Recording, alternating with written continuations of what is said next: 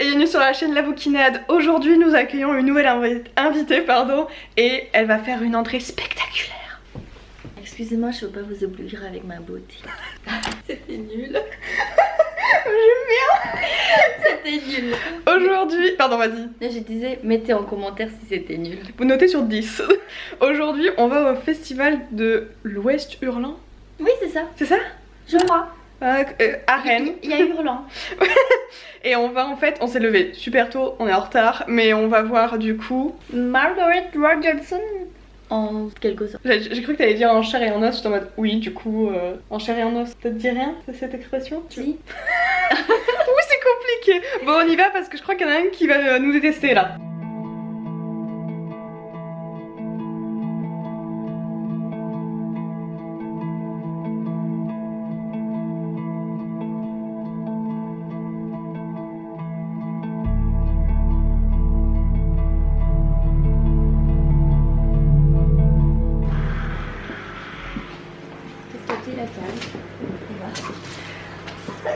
Vous venez de louper un striptease de Elise, c'était bref. Mais enfin voyons, on est arrivé chez Dame Chloé. Bonjour. Ça a été le trajet Elise. J'ai... Duchesse Elise, ok. C'est bien, c'est juste maintenant. Ah oui. Ah oui.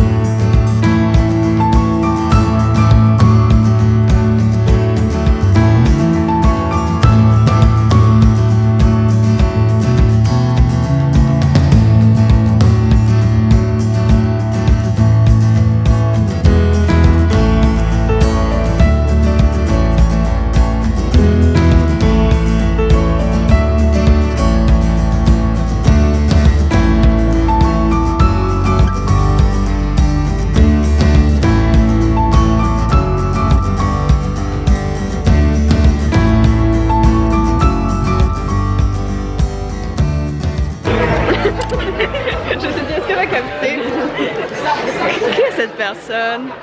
Qui sont ces personnes?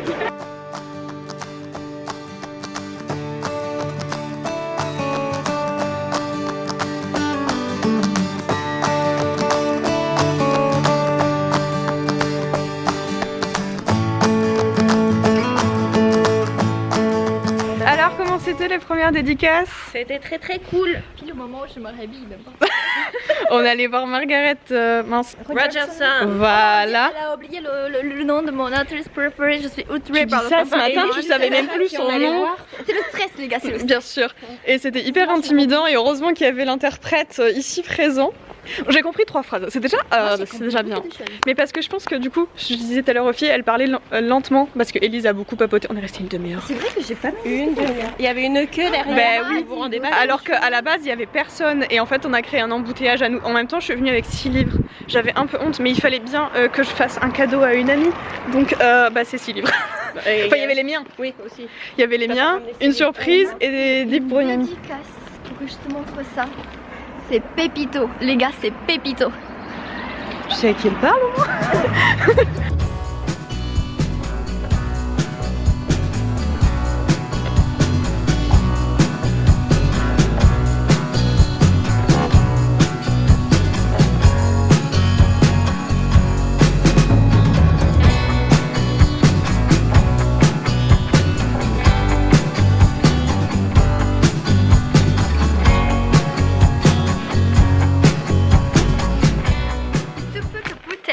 Emma a rencontré l'homme de ma vie, mais même moi je suis pas au courant. Du coup je vais aller manger parce que du coup... Ça fait déjà 1 an que vous êtes ensemble dans ma tête. Je suis quoi qui vient de l'appeler l'homme de ta vie. Ah! Mais le pauvre Très juste. mec part en courant, petit conseil d'amis. Oui, vers toi. Ta direction. Cours vers moi. C'est une déclaration qu'elle vient de faire, hein. Je tiens à préciser quand même. On a fini de manger. Oui. Tu disais juste, moi je pleure tout le temps de toute façon. Sauf quand je mange. Et il nous reste une dédicace à faire, c'est celle de SAFAE. Et il y a des gens en face de nous, donc c'est assez intimidant. Allez, je le tiens si tu viens passer. Non, du coup, je le fais après. Okay. 10 seconds later. Vous donner le dixélisme, tu comprends, pour entretenir la religion. Elle est en train de me filmer. Ensuite, nous ne pouvons pas passer à côté de Andrei Tchaïkovski, because Andrei Tchaïkovski, c'est l'univers. Bref, on se retrouve pour la prochaine dédicace.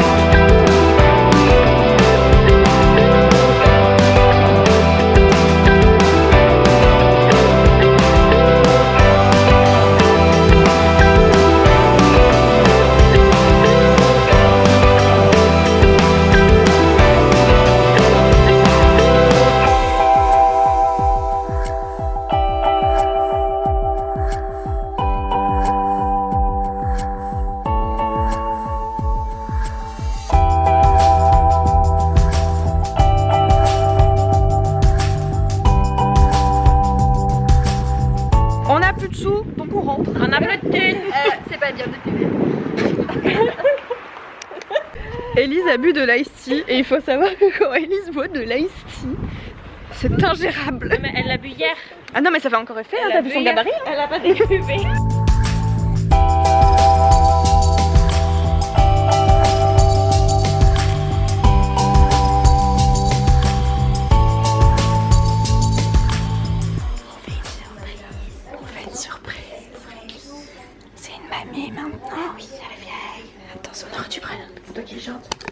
Joyeux anniversaire, joyeux anniversaire, joyeux anniversaire, Chouquette au patient zéro. Joyeux anniversaire. Excusez-moi. Ben, on a pris l'âge physique, on n'a pas pris le mental. Vous comprenez? Ah, excuse-nous. C'est trop mignon. The next morning. Re tout le monde, on se retrouve le lendemain. Je vais vous faire le petit bilan de ce salon du West Hurlant. Donc c'était la première fois que j'allais là-bas. Ça faisait du bien d'avoir un salon à taille humaine. Vraiment ça change de Montreuil que j'ai l'habitude de faire, où c'est clairement un très très gros salon. Je ne fais plus, enfin à l'heure actuelle je n'ai plus envie de faire le salon livre au Paris qui se passe en mars là pour plusieurs raisons différentes, et les petits salons comme ça me va très bien. Je voulais vous faire un point un petit peu des livres que j'ai pu faire en dédicace parce que j'ai monté le vlog et en fait on voit pas toutes les dédicaces et je m'étais dit que faire un petit point à la fin ça pouvait être un petit peu plus clair pour tout le monde. Donc le premier livre que j'attrape c'est le deuxième tome de Steam Sailor de l'autrice E.S. Green et c'est aux éditions Gulfstream. J'ai pas encore lu le premier tome. Elise était partie me le faire dédicacer à Montreuil parce que moi j'étais sur une autre dédicace et là du coup l'autrice était là, c'était l'occasion de lui prendre le tome 2 et de le faire dédicacer également. Je vais vous lire, j'ai Babelio là sur mon PC, je vais vous lire le résumé du tome 1 puisque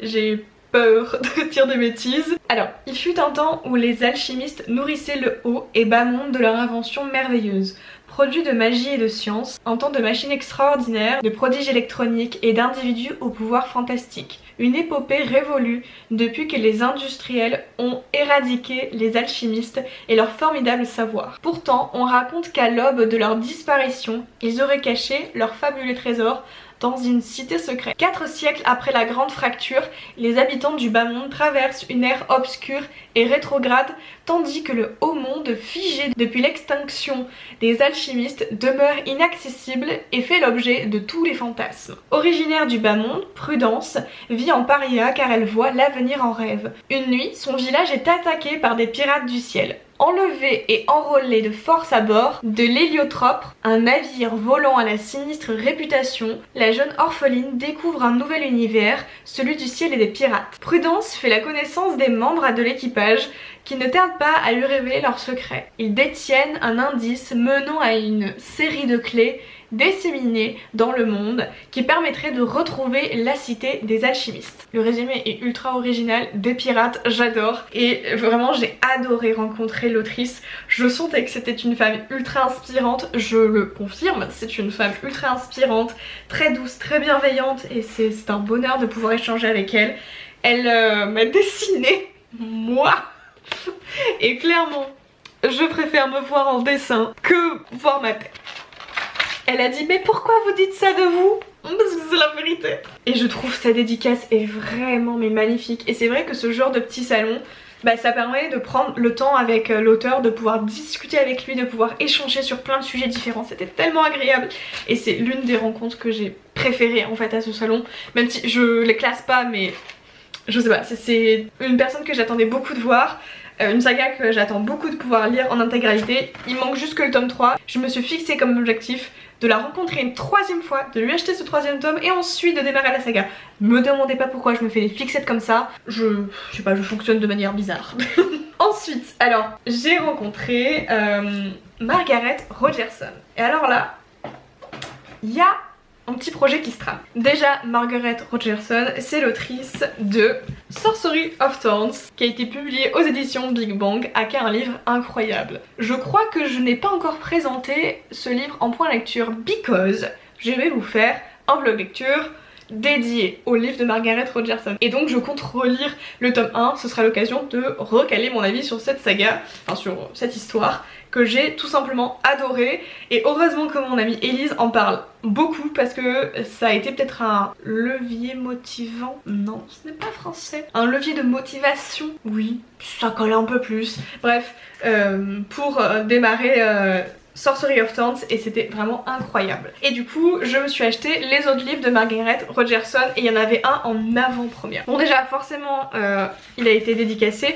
Je suis arrivée là-bas avec 6 livres. Il y avait 3 livres pour moi, un livre pour vous saurez ça plus tard, et 2 livres pour mon amie Isaline, donc Sorcery of Thorns et Vespertine, c'était le livre qu'on avait en avant-première, j'étais obligée de lui prendre. Voici la dédicace que j'ai eue pour Sorcery of Thorns, je suis trop contente. Et pareil, comme E.S. Green, c'était une personne, vraiment, je ne communique pas trop en anglais, heureusement qu'il y avait mon ami qui était là. J'ai quand même compris quelques phrases, j'ai pu sortir quelques phrases, je suis très fière de moi parce que de 1 je suis très timide, de 2 je parle très mal anglais, donc j'étais contente. Je me sentais un petit peu grande, un petit peu évoluée, bref, ce genre de rencontre qui te met en confiance, ça veut beaucoup dire. Donc voilà. Pour Sorcery of Thorns. Ensuite, je vous le résume pas exprès parce que comme je vous dis, je vais avoir une vidéo dédiée, donc ce sera l'occasion que vous alliez la voir. Je me suis pris forcément Enchantment of Ravens. C'est peut-être celui qui me donne le plus envie. Je ne sais pas pourquoi, je sens que lui et moi ça va matcher. Alors attendez, la dédicace, voilà. J'ai complètement zappé de prendre en vidéo la dédicace avec Margaret. De 1, j'avais plus trop de batterie. De 2, j'étais beaucoup trop intimidée. Je sais pas pourquoi pour sortir ma caméra.